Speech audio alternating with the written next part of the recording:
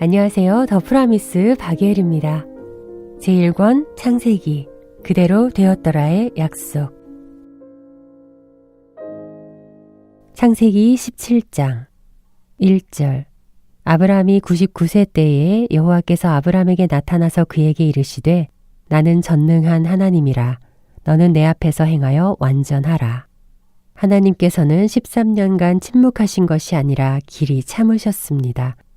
16장 16절에 이스라엘을 낳았을 때 아브라함이 86세라고 했습니다. 그런데 이제 99세가 되었고 이스마엘은 13살이 되었습니다. 이삭이 번제로 바쳐진 나이도 13살입니다. 환상을 본 아브라함은 해석을 하기보다 그대로 보고 믿었습니다. 이런 아브라함에게 다시 나타나셔서 하신 첫 말씀이 나는 전능한 하나님이라 너는 내 앞에서 행하여 완전하라고 하십니다. 3절에 아브라함이 엎드렸더니 하나님이 또 그에게 말씀하여 이르시되 라고 합니다. 아브라함은 아무 변명하지 않고 말씀 앞에 그대로 엎드립니다. 환상을 해석하지 못한 아브라함을 불쌍히 여기신 하나님께서 또 다른 방법으로 숨겨진 비밀을 알려주십니다.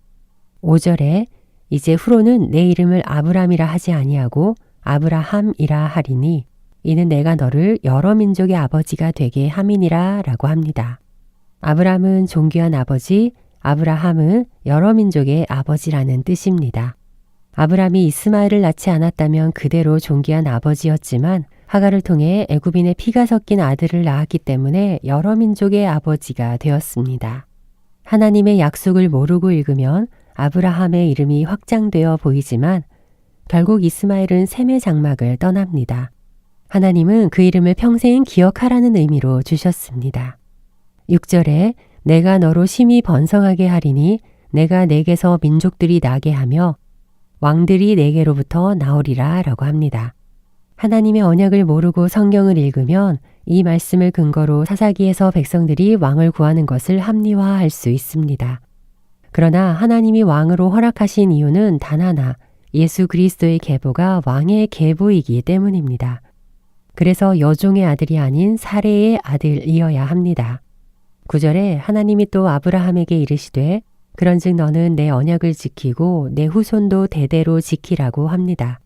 지금까지의 언약은 하나님께서 일방적으로 정하셨습니다. 그리고 하나님께서 그 약속을 기억하시고 지키셨습니다. 그런데 이제는 아브라함과 관계를 맺겠다고 하십니다. 너는 내 언약을 지키고 내 후손도 대대로 지키라고 말씀하신 것은 이제는 약속입니다. 언약은 하나님의 구두 계약이라면 약속은 쌍방 관계입니다. 환상 가운데 아브라함이 원했던 그 증표로 할례를 주십니다. 아브라함이 환상에서 동물을 쪼갠 것처럼 이제는 내 살을 쪼개라고 하십니다. 13절에 너희 집에서 난 자든지 너희 돈으로 산 자든지 할례를 받아야 하리니 이에 내 언약이 너희 살에 있어 영원한 언약이 되려니와 라고 합니다. 언약을 살에 맺으십니다. 할례는 생식기의 표피를 잘라내는 것입니다. 후손이 달려 있습니다. 즉 앞으로 아브라함에게서 나올 모든 후손, 모든 왕들은 다 내 것이라는 의미입니다.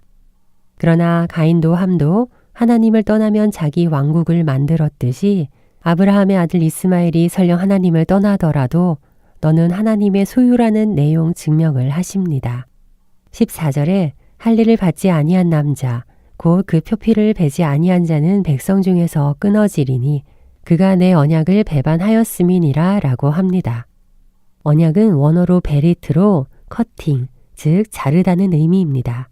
아브라함이 재물을 쪼갰을 때는 약속을 어길 시에는 이렇게 쪼개진다는 고대의 계약 방법이었지만 하나님의 왕되심을 인정하지 않고 내가 스스로 왕이 되고자 하는 자에게 자르듯 끊어버리시겠다는 의미입니다.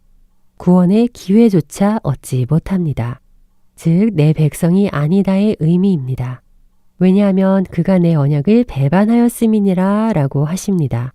배반은 반역이라는 의미입니다. 그럴 때는 얼마든지 잘라내시겠다는 선포입니다. 이때부터 정복 전쟁에 대한 선전포고를 하십니다.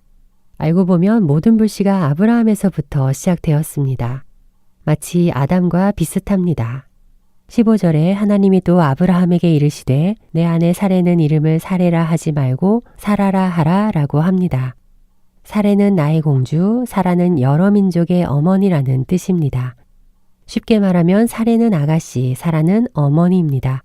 태를 열어주시겠다는 약속입니다. 사라를 기대해서가 아니라 사라의 믿음이 뛰어나서가 아니라 아브람이 아브라함이 되면서 사레는 자동적으로 사라가 되었습니다. 사라도 모든 민족의 어미가 되었습니다. 아담도 선악과를 먹고 수치를 덮어주셨을 때 그랬던 것처럼 아브라함의 반응도 좀 이상합니다. 하나님께서 이토록 진지하게 말씀하시는데 엎드려 있는 상태에서 웃으며 마음속으로 이렇게 생각합니다. 100세 된 사람이 어찌 자식을 낳을까? 사라는 90세니 어찌 출산하리요? 이 정도면 아브라함과 사레 사이가 아담과 하와처럼 보입니다. 왜냐하면 이 언약을 비웃기라도 하듯 또 아내를 누이라 거짓말하고 그 아내를 그랄 왕에게 보냅니다. 18절에 아브라함이 이에 하나님께 아뢰되 이스마엘이나 하나님 앞에 살기를 원하나이다 라고 합니다. 이 말은 겸손의 말처럼 보이지만 교만의 말입니다. 1절에 분명히 나는 전능한 하나님이라 너는 내 앞에서 행하여 완전하라 하셨는데 몸은 하나님 앞에 엎드렸지만 약속에 대한 기대와 소망이 전혀 없습니다. 몸과 마음이 따로입니다. 얼마나 아브라함에 대해 참으시는지 하나님의 자비하심을 볼 수가 있습니다. 결국 하나님도 아브라함에게 많은 기대를 하지 않으시고 그 언약을 이삭과 세우겠다고 말씀하시곤 올라가셨습니다. 22절에 하나님이 아브라함과 말씀을 마치시고 그를 떠나 올라가셨더라 라고 합니다. 하나님이 말씀하신 후 떠나 올라가신 적이 없는데 아브라함을 떠나시고 올라가셨다고 합니다.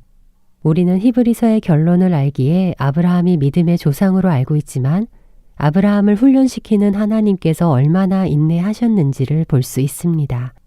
이것이 구속사입니다. 26절에 그날에 아브라함과 그 아들 이스마엘이 할례를 받았고 라고 합니다. 아브라함이 겸손함으로 모든 남자에게 할례를 베푼 것처럼 보이지만 이것은 기복의 행동입니다. 아브라함의 후손들이 이 할례로 인해 자기들만 선택받은 민족이라는 기복입니다. 후손 중에서 또 왕이 나온다니까 복을 주신다니까 그 집의 모든 남자 곧 집에서 태어난 자와 돈으로 이방 사람에게서 사온 자가 다 그와 함께 할례를 받았더라고 합니다. 아브라함은 자신이 모든 민족의 아비가 되어 그 할례를 받았다고 생각했지만 하나님께서 할례를 베푸시는 까닭은 모든 후손은 하나님께로부터 온다는 의미입니다. 1절에 나는 전능한 하나님이라 너는 내 앞에서 행하여 완전하라고 하셨습니다. 그 말씀은 몸의 할례만큼이나 마음의 할례를 원하시는데 아브라함은 아직 말씀이 들리지 않습니다. 아니 귀로는 듣고 있지만 마음으로는 다른 복을 바랍니다. 그럼에도 하나님은 이삭 때문에 아브라함을 결코 포기하지 않으십니다. 오늘은 여기까지입니다. 감사합니다. 우리 내일 또 만나요.